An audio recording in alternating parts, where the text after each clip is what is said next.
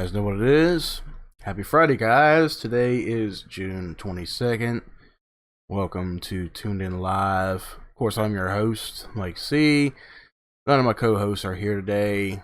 All of them are working or have something to do. That's alright. That's all good. So hopefully you guys are joining us right here on Twitch. Hopefully you got the notification on our Twitter. As you can see on the screen, our Twitter feed is ArrowOfficial17. We are also on Patreon and Facebook.com/Arrow with a name. Also, if you guys want to become a patron, as they call it, for $1 a month, come check us out on Patreon.com/Arrow with a name. So what is going on, guys? I do want to, before I get into anything, I do want to say, I will be possibly getting into podcasting. I'm going to be trying out some professional podcasting, since I do enjoy streaming, and I do enjoy doing a live show every Friday, no matter what. Tune In Live is my live show, and I'm thinking about taking it further with podcasting. Not sure what I'm going to be talking about yet. I know it's going to be like video game related, movie related, whatever, maybe some reviews or whatever. It's not going to be a news related podcast. So I do want to go ahead and talk about a website I'm going to be sponsoring right here on the channel. I just came across it, but a lot of people use it. Website called Libsyn.com. Libsyn.com. This is a website where professional podcasting is signed up for and streamed through several different platforms. The plans begin at only $5 a month, so if you got $5 a month to spare to come out of your paycheck or whatever, you can podcast, record podcasts, and have it uploaded to several different platforms, including iTunes and Spotify. So if you want to become a professional podcaster, and this website has been around for so many years, let's see, RSS for iTunes, website stats, advertising programs, premium content, apps for Apples, Androids, and devices. That's what Libsyn's all about. And I'm thinking about publishing the show to iTunes. Not iTunes. Well, I can do iTunes if I want. Yeah, if you're on iTunes. But for the most part, I'm thinking about doing it on Spotify, since Spotify is such a popular streaming service for music and podcasting and such. And I use Spotify just about every day of my life to listen to music, even though I have personal music downloaded to my PC that I listen to every now and then. But when I'm on the go, or if I need a quick fix, I do go to Spotify.com. So yeah, I paid 99 cents for Spotify about a month and a half ago. For 3 months, it was a special promotion. Paid 99 cents for 3 months of Spotify, and then after that, it's like $9.99 a month. But of course, I'll cancel that. Usually with Spotify, if you pay for the service, you get to download music to your PC or your mobile device. That way, if you're offline, you could play that music offline. And then, of course, it's ad-free, which is a lot of different services nowadays, like YouTube and such. But I don't mind listening to Spotify with commercial breaks. I don't mind. So yeah, if you guys have yet to do so, if you're interested in Spotify, even if it is with ads, in between certain things, sign up for Spotify. It's free to sign up. I mean, if you want ad-free content, and offline music play, you pay $9.99 a month for Spotify. Other than that, it's free to sign up. It's free to put an account on there. Plus, also with the free account, if you come across any albums, new albums, whatever, you can save them to your playlist and such. So, I'm going to be starting here real soon. I'm going to sign up an account with Libsyn.com. And I'm going to start doing some professional podcasting, because I feel like being on Twitch, doing the show, and doing these live game streams, I've become pretty good with it. I feel like I can do professional podcasting, and of course, people do get paid for that kind of stuff. You know, podcasters they make money every month doing that kind of stuff. So $5 a month to start, you know, and have them pretty much publish out to like 50 play. Let me see plans and pricing. Okay, so if I do for $5 a month, okay, they're going to give me a 50 megabyte monthly storage. I don't know what that means. I mean, 50 megabytes. Let's see. Okay, so monthly storage is the amount of new content you could upload at Libsyn. Basic 250 plan is you could upload 250 megs of new content each month. The storage quota for each account will reset on the first quarter of the month. With Libsyn, there is never a need to pull down your old files because of storage usage. You can check the usage. Okay, so if I upload this month and it'll stay there into the next month, it's just my storage will reset from what I guess is what I'm looking at here. But I know a lot of people, they're probably paying a $75 a month for like 1 gig of space. I get podcast RSS feed, HTML5 media player, unpublished podcast page, which I can create my own podcasting page right here on Libsyn. Networking app, of course, direct listing and basic statistics, $2 a month if I want to add that. Or I could do the $15 a month classic, you know, which is 250 megabytes. I could do that. Other than that, I won't have. I'll be right back, guys. I'm getting I'll be right back.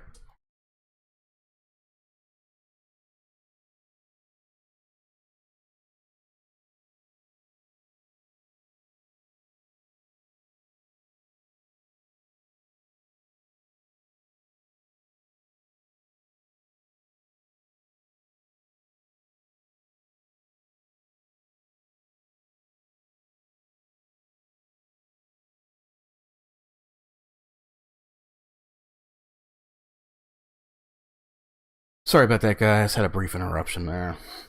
Always during the middle of the show. So, looking at the classic comparison, the only things I won't be getting with this is the custom mobile app, a subscription service, developer's fee, okay, opt-in, required for the advanced. I won't be getting this advanced statistics, media transcoding, and I won't be getting an additional 200 megs. Oh, that sucks. See, some of this stuff I don't even really understand. But they do have tutorials for this on YouTube. They got special pages on YouTube for Libsyn training and stuff like that. But with the advanced, you do get all that extra stuff, like the custom app, but that's $10 a month extra for the app. Opt-in require for the subscription service. You get advanced statistics, media transcoding, and of course the additional 200 megabytes for a month. It's $10 for the $20 and the $40 advance. Or you could pay $75 a month. You get everything. I ain't that rich. I'm not rich. I'm not going to pay in $75 a month. I would probably go for like the $15 or the $20 a month. I might go for the $20 a month. I'm pretty sure I can afford that. PayPal. they do take a couple different ways you could pay. You could pay by credit card, or you could pay by PayPal. I'm pretty much going to put it on my PayPal, so I'll do that. Now we got the classic 50, which is what I'm talking about, the 50 megabytes. This is the original $5 starter package. It is a good introductory plan, which provides the basic features of Libsyn and enough space to start podcasting. Basic statistics can be added to the plan for an additional $2 a month. So, if I'm going to add $2 a month to it, I might as well pay for the $15 one, right? Which is the package for the most popular option. Starting to be a little more serious about production of the show. Basic statistics are included along with enough storage to release regular audio and video episodes. Of course, mine's not going to be a video episode like it is on here and on YouTube. It's going to be an audio because I'm going to be uploading my podcasting via audio through Spotify. And then, of course, you got your custom mobile app packages, which is the 400, 800, and 1500.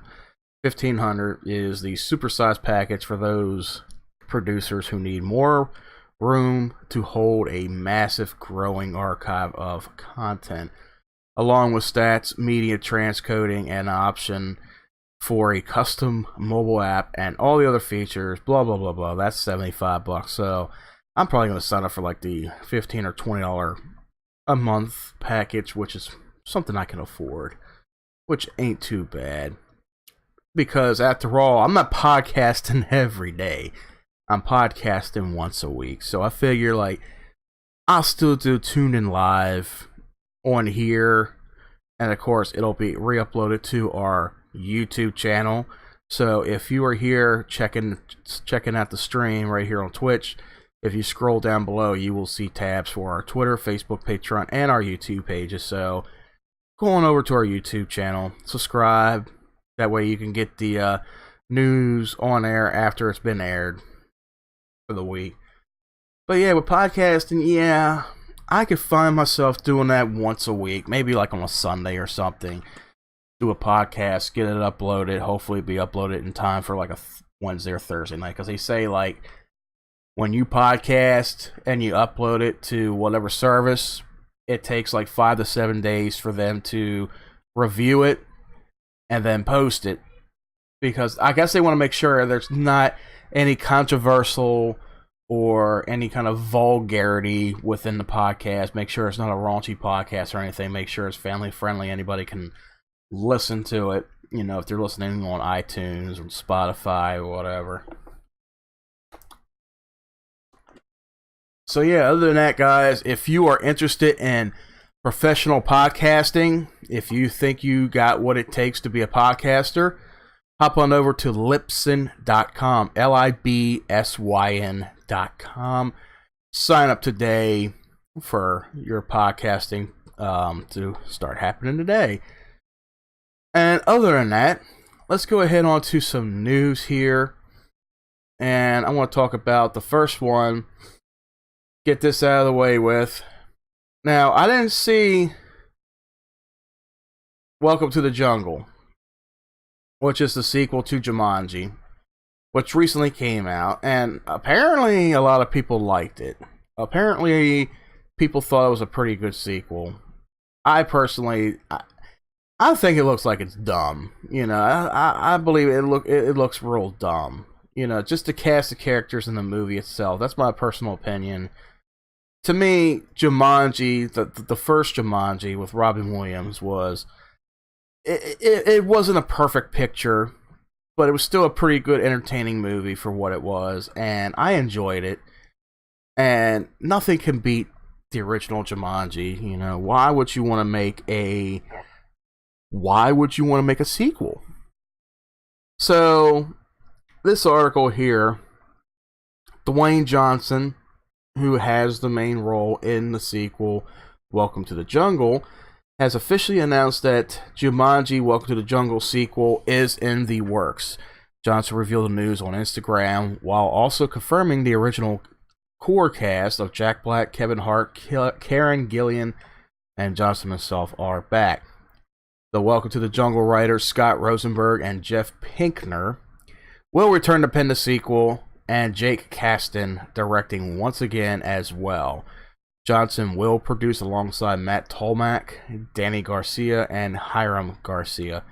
The film is set to open in theaters December 2019, right around the same time as Star Wars Episode 9. Wow, that's really gonna hurt right there. So, if people really love this movie, they're gonna be hyped to see the sequel to it. And here's the thing, it's opening next December, the same month that Star Wars Episode 9 opens. I mean, which movie are you going to go see? I mean, of course you might go see both of them, but, you know, who's going to outdo who? I mean, is Jumanji going to be bigger than Star Wars, or vice versa? Because when I went to see The Last Jedi, Last Jedi, maybe story-wise, there was some plot holes with it, maybe a couple things in the movie that people did not enjoy or did not like. I thought it was a very entertaining movie. I loved it. I loved The Last Jedi. Now, with Disney owning the rights to the whole Star Wars franchise, and you got different directors working on it, you know, George Lucas has really no say over these this new trilogy, which is the sequel trilogy. You know, these movies, they've fallen apart pretty much. I mean, they're, you know, the Star Wars core movies, you know, they're pretty much the basis of what we want to see. Like The Last Jedi, marking Mark Hamill's last performance in it, you know, as Luke Skywalker. And then, of course, you got the sequel coming out next year. And then you got these other side movies that come out, like Rogue One. Okay, Rogue One was alright. Rogue One was it was a pretty decent movie.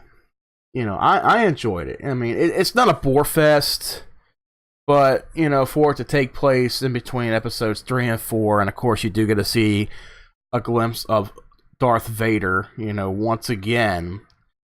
But this movie, it bridges episode 3 and 4 in a way. But it takes place, like, right before episode 4, A New Hope. And then, of course, you got Solo, which just came out. I have not seen Solo yet, but people were disappointed in it. And I'm like, how can you be disappointed in a Star Wars movie? But it's a standalone...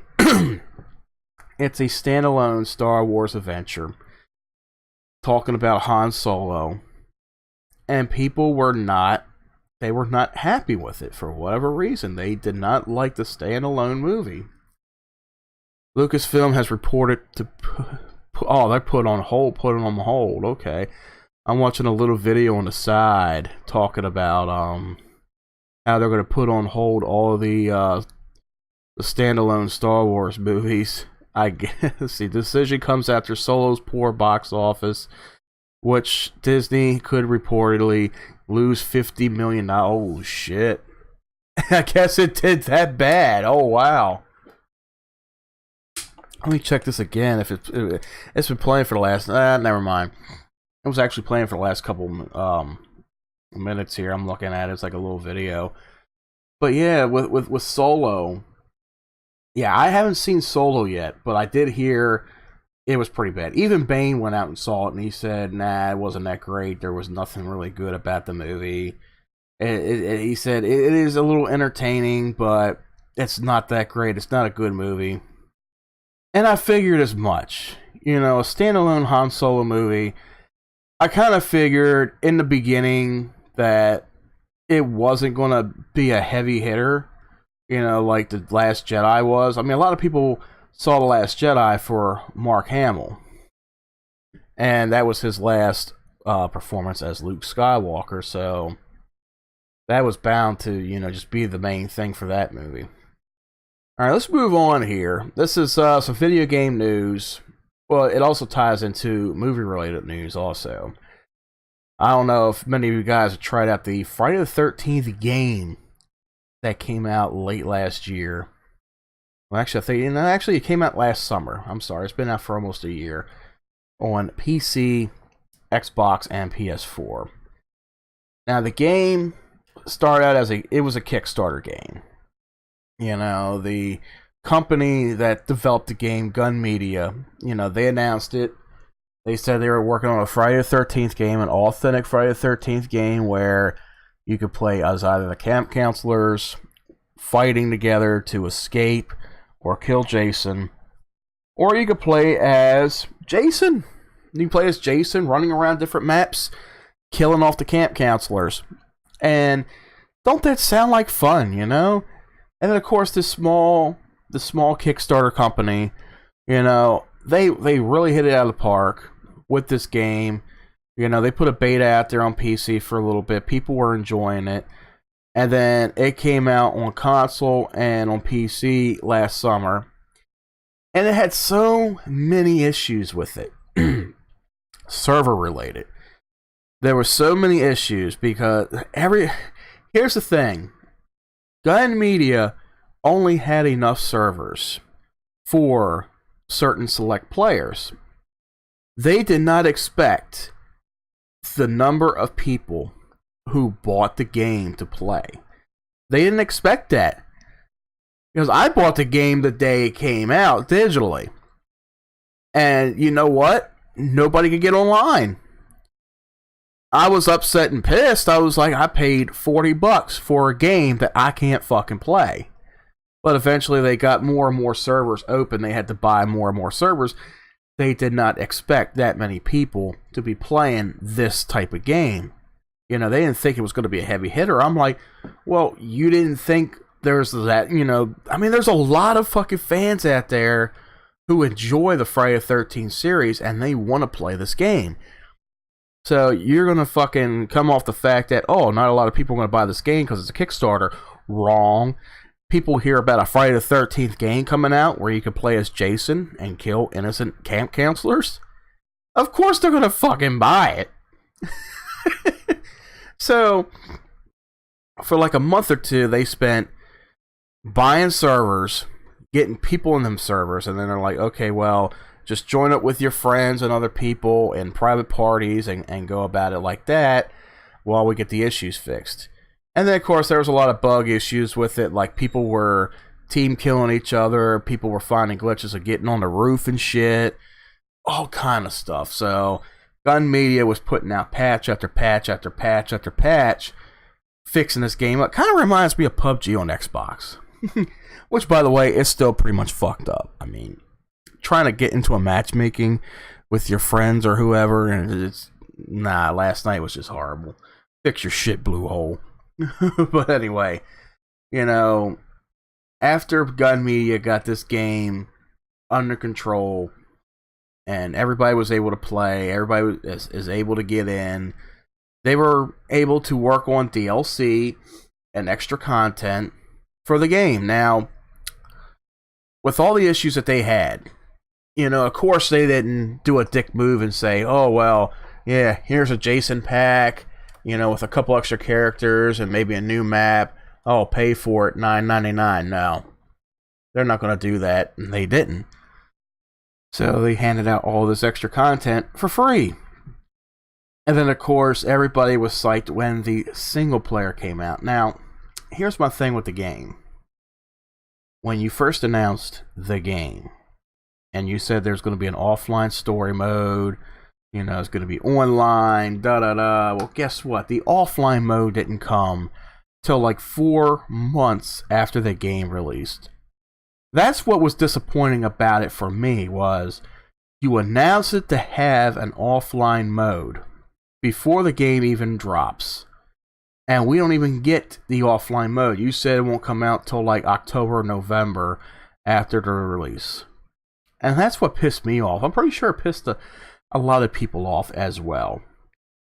And then, of course, well into it, you know, people are playing it. I played it a little bit. I thought I was going to be somebody to be into the game just about every day, you know, just like ranking up. People are still playing it. They're still loving it right now. I mean, of course, people are dominating on Fortnite and shit. They forgot about Friday the 13th. But the game, they've released so much content. They released the single player offline mode, which isn't a story mode, by the way. It's basically a mode where you can run around and kill people as Jason. And I'm like, well, can I run around as a camp counselor in offline mode? No, you got to do that in online. So, what the hell's the point in putting an offline mode in there if you cannot play as a camp counselor? I mean, playing as Jason is nice, and of course you can still rank up your Jason character, because there's like 8 or 9 of those motherfuckers in there to rank up and unlock weapons for. But what's the point in having that if you can't, you know, put the camp counselors in there? You know, you gotta have both. It's either have both or have none. You can't have one or the other. You know, you gotta have both for it. And then they were also releasing maps. They released a couple new camp counselors, and they released Jason skins from just about all the movies. They got all the way up to, I think, Jason from Jason Goes to Hell, The Final Friday, you know. So they got all the way that up there. But now, due to some legal action, the game is going to receive no future content. And I'm pretty sure people have heard about this last week when it first came out, and I was supposed to cover it, but I forgot all about it. But now, let's go into this article talking about it. Due to the ongoing legal disputes over the Friday the 13th franchise, which is the movie series, the game will receive no future content. This news comes from an official forum post from the game's co-creator Wes Keltner, who said to this issue, "Development on games can't just pause indefinitely and pick back up again. It doesn't work that way. We can't keep building the content that may never see the light of day. We can't add non-future Friday the 13th related content either. We can't add any content whatsoever. Nada. The legal dispute in question is complicated, involving the original film's scriptwriter, the 1976 Copyright Act, and the future proceedings of a Connecticut federal court case. With Friday the 13th, the game falling under this complex array of problems, it's simply not feasible for Gun Media and IllFonic to continue producing new content for the game.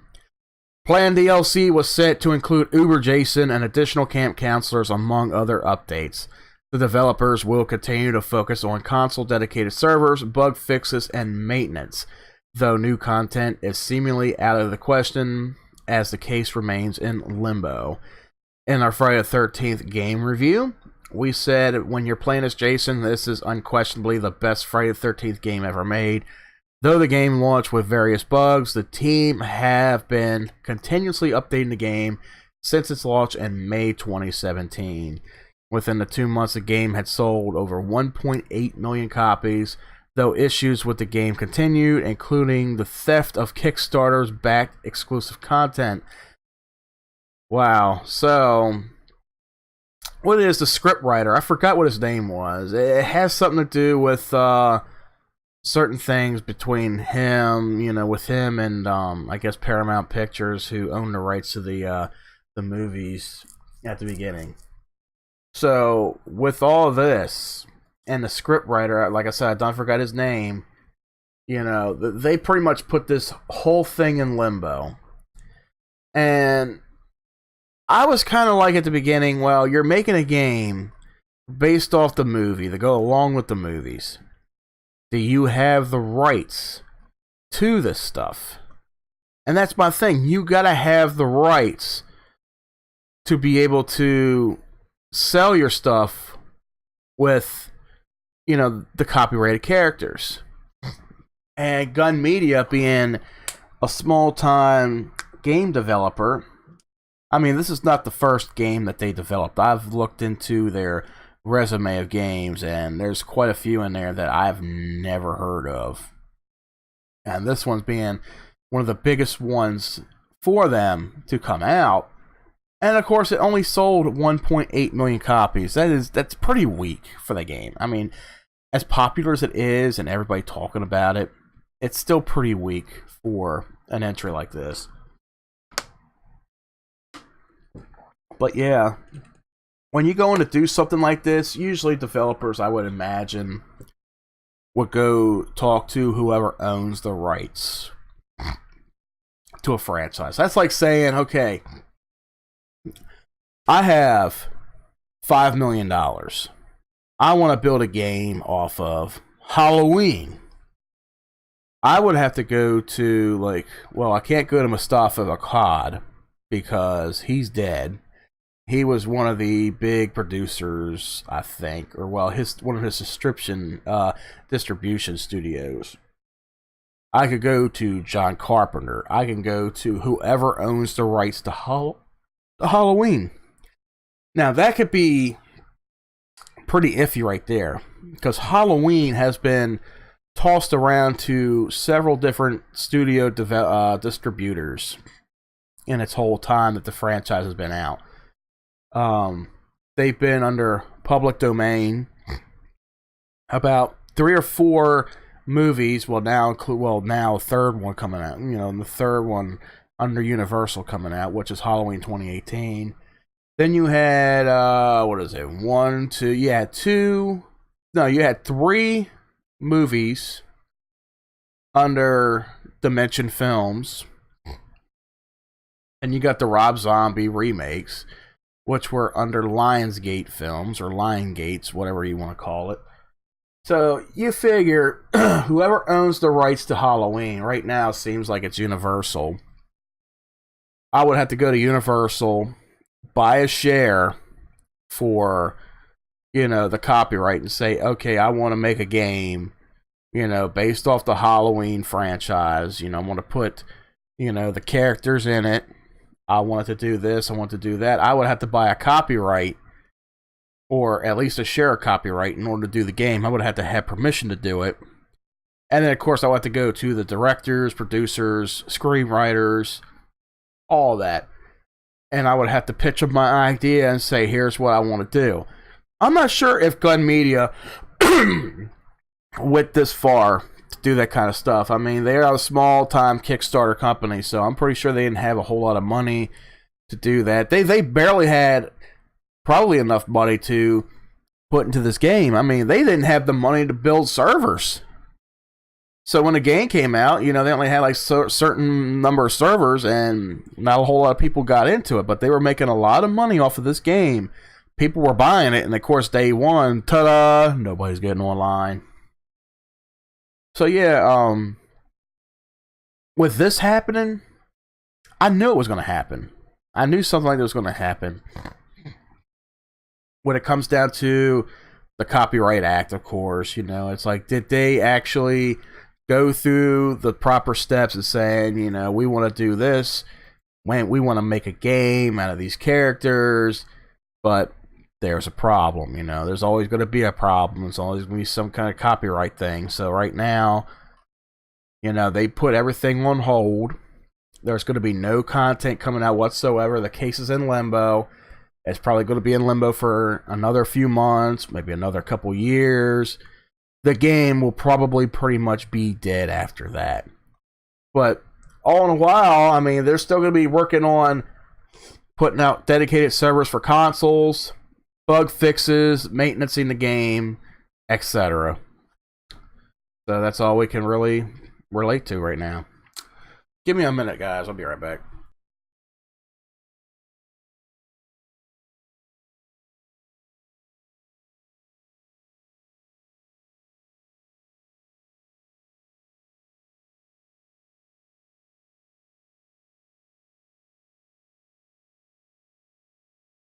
Sorry about that. Not even beginning of summer and I'm still getting sick. Ain't that something? Moving on. Let's move on to something else that talks about copyright laws. Now, this is something that's going on over in Europe. I find this kind of interesting. EU votes on copyright law that could kill memes and open source software. The European Union has passed an initial vote in favor of the Copyright Directive, a legislation, experts say, that could threaten the internet over in Europe. As reported by Wired, Wired.com, the mandate is designed to update internet copyright law, but contains two controversial clauses. Ultimately, it could force prominent online platforms to censor their users' content before it is posted. Oh, wow.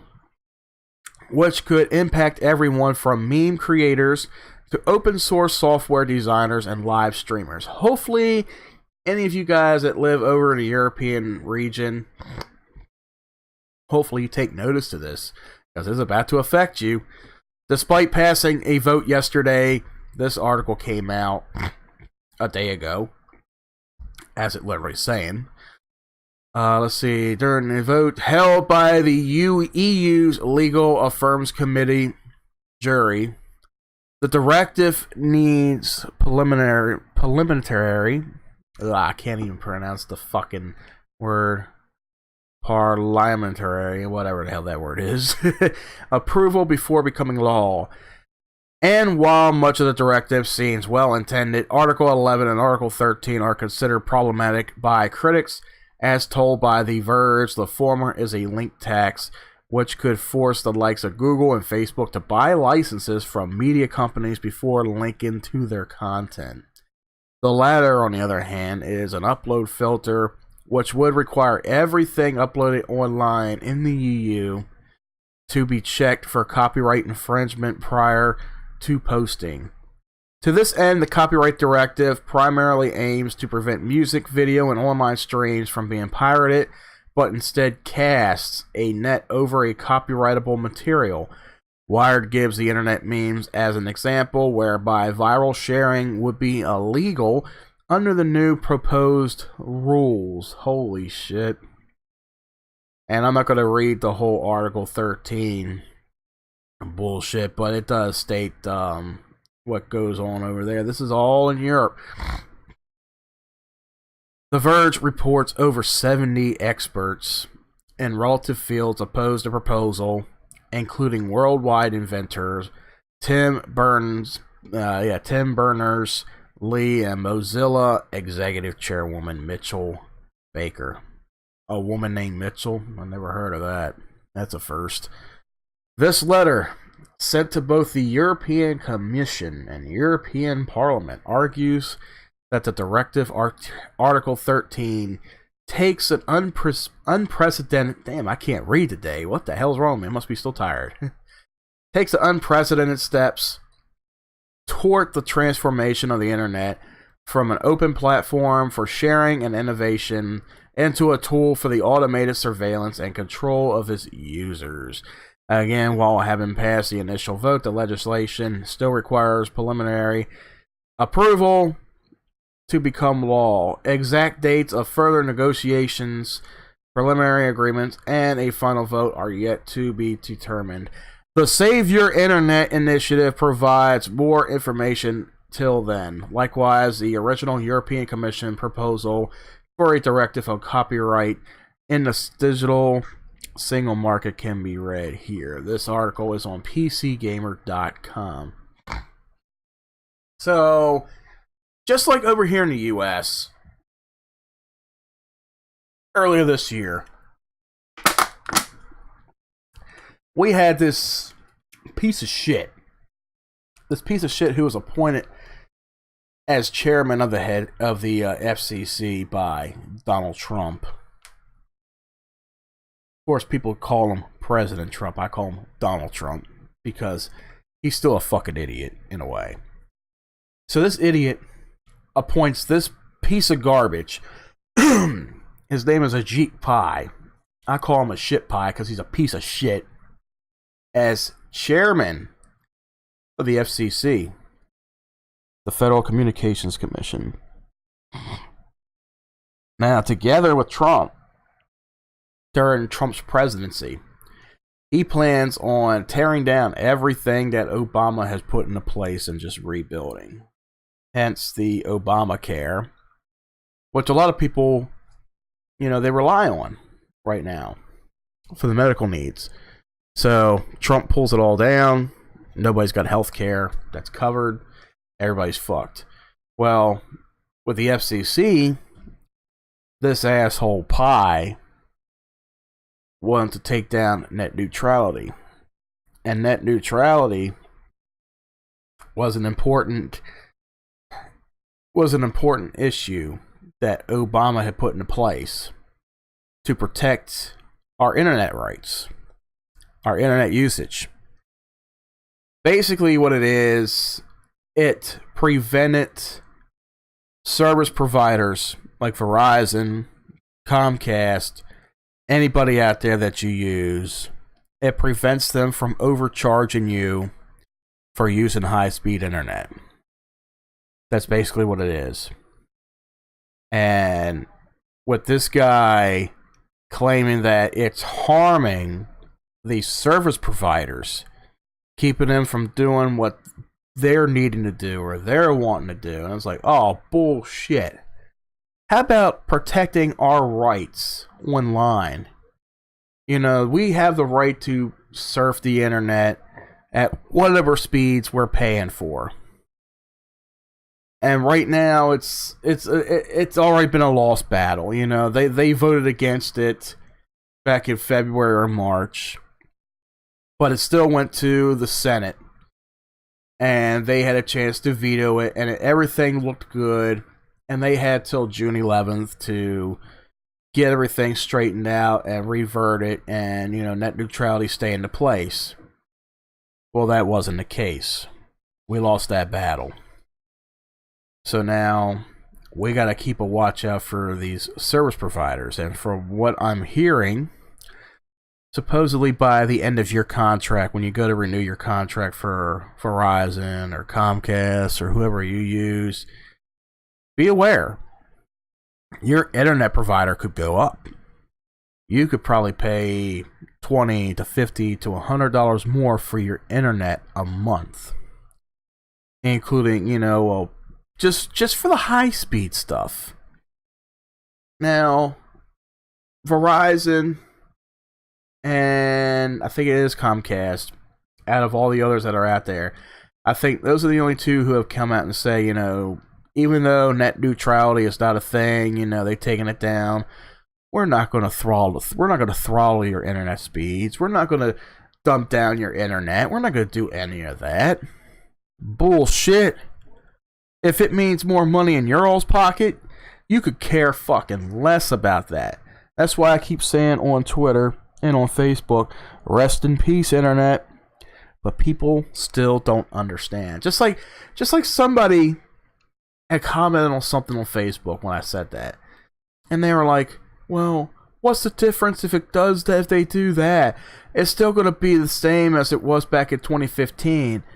And I kept explaining it to him, and the answer just went over his head. He was that gullible to the answer.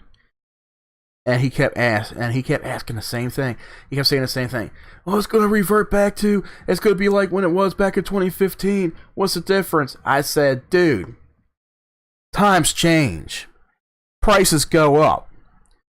It's not going to be like it was back in 2015. Okay, back in 2015, we didn't have net neutrality. Now that net neutrality has been killed off by this asshole, you know what's going to happen? We're going to start getting charged more for our internet usage. Our internet speeds are going to be throttled like never before. So if you're not paying for high-speed internet, they're going to throttle your speed. So imagine trying to download something at half a megabyte a second. It's going to be that bad.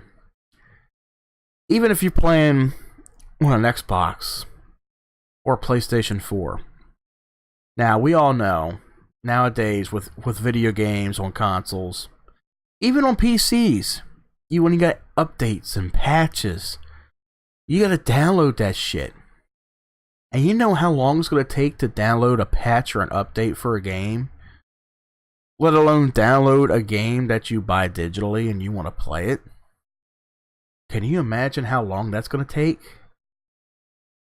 Just like, let's say Battlefield 5 came out today. You can't wait to get online with your buddies this weekend. Well, guess what? It's going to be at least a week or two before you can get online. That's how bad it is. Now, this guy eventually, he understood what I was talking about. He understood eventually. But trying to explain to somebody who does not understand what net neutrality does for us, which is a good thing. So that's what's happening over here in the US. Now, over there in the UK, they're talking about people using pictures and videos and GIF files as memes and uploading them through social media and stuff and other open source software. They're talking about passing a legislation to where those of you over in Europe are not going to be able to do that anymore. That's killing off your internet freedom right there. So if you enjoy posting memes of this and that, forget about it. It ain't going to happen. You know, these acts over there in Europe, they look like they're going to be much more stricter than what they are over here for now. So they're going to censor your content, and nobody's ever going to see it. That's what they're talking about here. They're taking away your internet rights. And I just had it here, too. Where the hell is it? Yeah. ultimately, yeah, the whole thing. It could force prominent online platformers or platforms to censor their users' content before it's posted. So if you post a meme up on Twitter or up on Facebook, guess what? They have a right now to censor your content. And nobody's gonna see it. If it's copyrighted, they're gonna take it down. If it's a picture of Jeff Goldblum taking a shit, trust and believe they're gonna take it down. They're gonna take it down. That's what they're basically talking about. So you're those of you over in Europe, you're about to be fucked. So hopefully you take notice to this article, before all this, really hits the fan, because they said a final vote has yet to be determined. It could be sometime this summer, it could be in the fall, who knows? It seems like nowadays everybody's internet rights are being taken away from them slowly but surely. And there's really nothing we could do to fight back. No matter how strong our voices are, no matter how much we talk and preach, no matter how hard we fight, it seems like our voices will never be heard. The governments they're too strong. We're all screwed. We might as well wait for God to strike us down with that giant fucking asteroid and just end it all and then rebuild all over again, because we failed on that part. Now, let's move over to some big things here. But first, before I get into the main article, which is talking about Nintendo and Xbox crossplay, and now they released a trailer that puts the screws to Sony. And I have yet to see the trailer too. But let's look at this article. Okay, for the last few years, a lot of these big game developers and companies, they've been talking about cross-platform playing certain games. Which means if you're on PC and you're playing a copy of Rocket League and you want to play with your buddy who owns it on Xbox and you want to cross-platform play with him. Now they got that ability to where, okay, you could play on the same servers and you could play together. That's what people are doing. And they've been trying to get all these platforms to cross-play with each other. PC, Xbox, PlayStation, and of course, Nintendo. Well, Sony was open to the idea a while back, and Xbox really wasn't open to it. Now it's a vice versa thing, and Sony isn't open to it anymore. They want to be a bunch of assholes about it. Former Sony Online Entertainment president explains why Sony is blocking the cross-platform play. There's a very good and obvious reason why Sony is not allowing cross-platform play with Nintendo or Xbox. This should be good. John Smedley, former president of Sony Online Entertainment, currently Daybreak Games, has weighed in on the ongoing debacle with Sony's disinterest in allowing cross-platform play between PlayStation and Xbox One or Nintendo Switch. According to Smedley, it was always about money. He went on to quote, "When I was at Sony, the started reason eternally for this was money. They didn't like someone buying something on an Xbox and it being used on a PlayStation. Simple as that, dumb reason, but there it is." He did seem positive, however, that this stance could change with enough pressure. Since the start of this recent push for cross-platform multiplayer, initially kick-started by Rocket League, Sony had been adamant in its refusal to allow it on its platform. Not only that, items bought on the game played on the PlayStation that support the feature, such as Fortnite skins, remained locked on PS4. Minecraft and Rocket League developers couldn't get a big enough attention from the mainstream media to push back against this bizarre stance, but the immensely popular Fortnite certainly did. Like these games, Fortnite supports cross-platform matchmaking, as well as the ability for purchase cosmetics to carry over across consoles, mobile, and PC. This obviously doesn't include PS4, as Fortnite players on Switch discovered minutes after the game launched last week. Epic accounts, which previously played the game on PS4, are locked from being used on other platforms, something nobody was warned about. Wow. So, that's what the whole thing is all about. Apparently, money. It says it right here. They didn't like someone buying something on the Xbox and that it was being used on the PlayStation. So, it all boils down to the mere fact that if you're not buying it on a PlayStation console, then fuck you. Sony, what in the fuck is wrong with you and your people? The fuck is wrong with you, Sony? You know how many dedicated players you have out there who enjoy your consoles, who enjoy your software, your video games, the movies that you all distribute out there, the products that you put out there, not just game consoles, maybe televisions, sound systems, Blu-ray, DVD players. You're a heavy hitter, Sony. And then, of course, when it comes down to your core fans who play video games, and of course, they want to cross-play with somebody who has an Xbox. Maybe I have a PS4, and I want to play Rocket League or Fortnite with a buddy of mine across the street, but that asshole's too cheap to fucking buy a PlayStation. He has an Xbox. So maybe I want to cross-platform play with him on Fortnite. You know, that's a good idea. You know, everybody's coming out and saying, oh, you could cross-platform this game and that game. But Sony, you've made too many market mistakes. You've made too many mistakes. Now, regardless of you having good sales with consoles, you know, people are buying your consoles. Some people prefer PlayStation over Xbox, and others prefer Xbox over PlayStation. I myself am an open argument. I've enjoyed PlayStation since the very beginning. I've had a PS1, PS2, PS3, and I've had a PS4. Same thing with Xbox. I started out from the beginning. I've owned all consoles, and I love both equally. Do they both have their pros and cons? Yeah. Did I see every hardware issue between both types of consoles? Yeah. But I've still bought them and I still played them. As of right now, I currently own the Xbox One X. Now, it's not 100% a perfect console, but right now it's the best console on the market.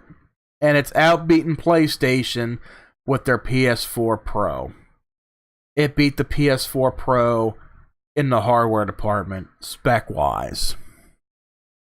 Now, the PS4 Pro may look nice, but it's not doing everything that the Xbox One X is doing. So regardless of Sony doing really good with the software and people buying their PS4 and their products, Microsoft is doing something right in the financial department, the marketing department, the sales department, everything. So they're doing everything right. And then, of course, Sony, they have their one big chance to redeem themselves. And what do? It's all about money. The whole thing boils down to money. If nobody's spending money on Sony, then they pretty much said, fuck you. If you want to go over to Nintendo, fuck you. You want to go over to Xbox, fuck you. Don't bother with us. The comment is right here in front of me, people. They didn't like someone buying something on Xbox and that it was cross-playing and being used on PlayStation. So, whatever game it is, if you're not putting any kind of money or revenue into something that Sony puts out there, then fuck you. They don't want your services. Goodbye. It's pretty low, Sony, that you would think about that. Come on. You take a game like Fortnite. I buy a cosmetic skin that costs $1.99. You're gonna cry over $2 fucking if I buy it on Xbox. You're gonna fucking cry if I buy a 99-cent character on Nintendo and carry it over. All these other developers and all these other fans, they're laughing at you, Sony. I'm laughing at you. Come on. I still own a PS2. I got PS1 and PS2 games. I got a PS3 sitting in my living room. I've still bought your software and your hardware. I'm fucking laughing at you guys. I'm laughing at you. All these bad decisions you guys are making, and it's all about money. Yeah, Microsoft, they have a shit ton of money with what they're doing, with what they're putting out there, but so do you all. What are you crying over this little petty stuff? You taking yourselves out of the game. People are laughing at you. I'm like, I want to get a PS4 again. I do want to pick up another PS4. Because look at all the good exclusives that are coming out. You got God of War, Detroit Become Human, Spider-Man's coming out soon.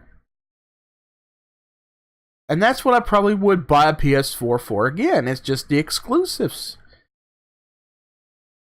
You know, people talk about how Microsoft don't have a lot of exclusivity or really good games coming out for their platform. But you know what? Microsoft is doing damn good for themselves. Microsoft is ahead of the game. The One X, it's a really good console. I do enjoy it. It outputs crystal clear. Even on a 1080 screen, it does really well. It's very powerful. It's the first console to have a liquid cooling processor in it. That's pretty cool. Now, moving on from Sony. Now, we're talking about two companies that have been around for so long. And they're fucking putting screws to Sony. They're really taking a shit on Sony with this supposed trailer that come out. And this is for Minecraft crossplay for Nintendo and Xbox. The console crossplay talk is a conversation that we've been having for a long time. The last couple of years have been peppered with on again, off again stories about the potential for crossplay. Many developers want it. Hell, even Xbox wants it now. Sony is notorious shut down on PlayStation crossplay with any platforms other than PC at this point. So they'll still cross-platform with PC to an extent. But other consoles, they don't give a shit about. Sony, going back to you all. Don't you realize that a lot of PC owners are using a Microsoft product? Not a lot of people use Linux or iMacs. About, I want to say 70 to 75% of the people who own a PC are running on a Microsoft program, Microsoft operating system. So you're going to war with Microsoft Xbox. You won't cross-platform with a Microsoft console, but you'll cross-platform with a PC that people use Microsoft Windows on. That makes no sense right there. I had to get that out. So cross-play is not a huge technical challenge to overcome. Epic proved that by accidentally enabling PS4 and Xbox One crossplay on Fortnite last year. I remember that. Something I'm still certain was done deliberately to show that it was possible, and it is, but Sony don't want to fucking do it. At last week's E3, or more likely 2 weeks ago, of course. Was it last week? Today's 22nd? Yeah, I'm sorry, it was last week. I'm sorry. It felt like so long ago. Man, so many good games. So, at last week's E3, more controversy ensued when Fortnite was released on the Nintendo Switch, complete with the fully functional Xbox crossplay. Not only can other platforms play together, but Sony is actively blocking Epic accounts that have touched the PS4 from even being used on other consoles. Wow, you are fucking assholes. Xbox has responded. Nintendo has responded. Even Sony issued a statement on the controversy that failed to placate many players. Nintendo and Microsoft are really leaning into this cross-play partnership, releasing a co-branded trailer for Minecraft on Switch. There's no subtlety at all here, and the trailer ends with the quote, "Better together." I saw that too.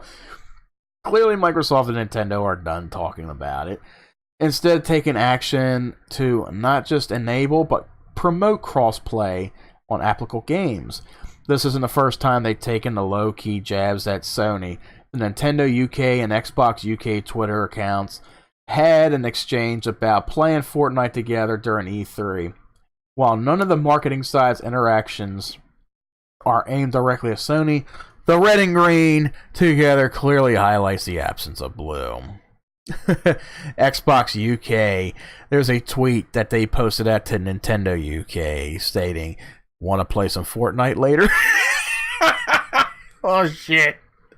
Oh well, most interesting is what this could portend for the future of console partnerships.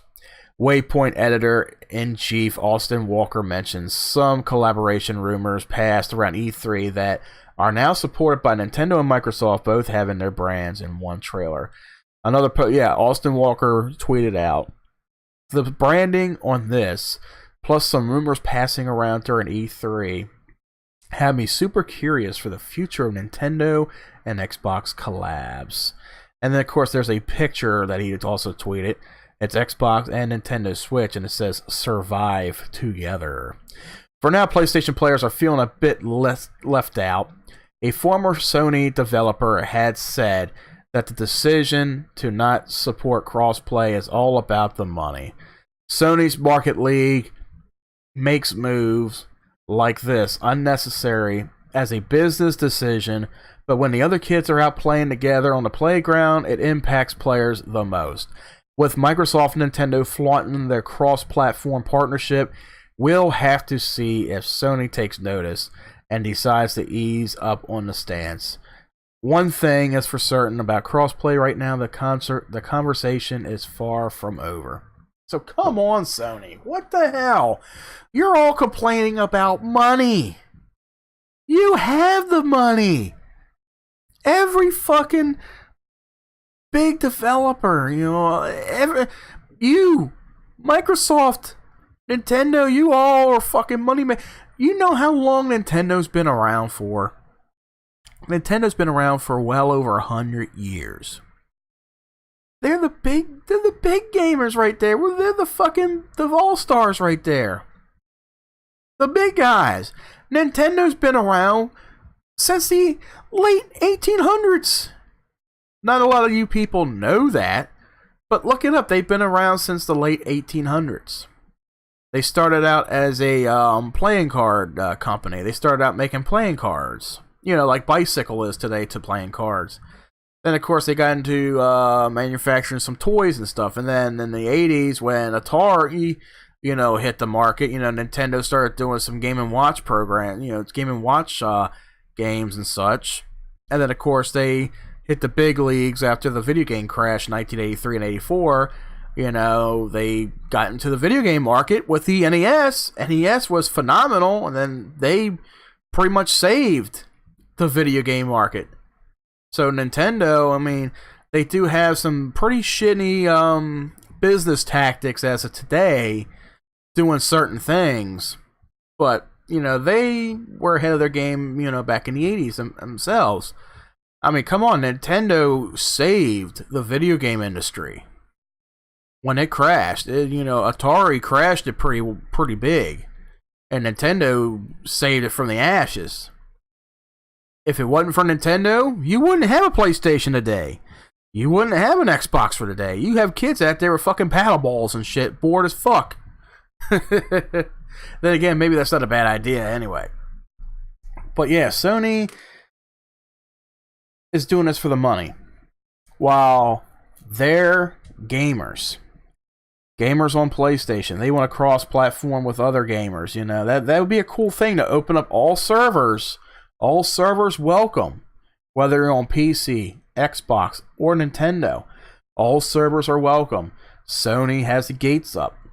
They don't want to lower the gates. Or raise the gates, however you want to put it, you know? They want to block their gamers from other gamers on other servers and platforms. All because of money. And we all know Sony has money. And they see this shit. And of course, it's a black eye to Sony. It's a black eye. That's like if you and your friends got into a fucking argument. And you're all sitting out there in the fucking schoolyard, you know, and you see your one friend taunting you with this and that, and it's pissing you off. That's how this situation is. That's how this situation is. It's like two kids in a fucking school playground, you know, out there in the fucking schoolyard. Fucking taunting each other. That's how this whole thing is looking. And it's making Sony look so much like assholes right now. It's amazing. Hold on a second, guys.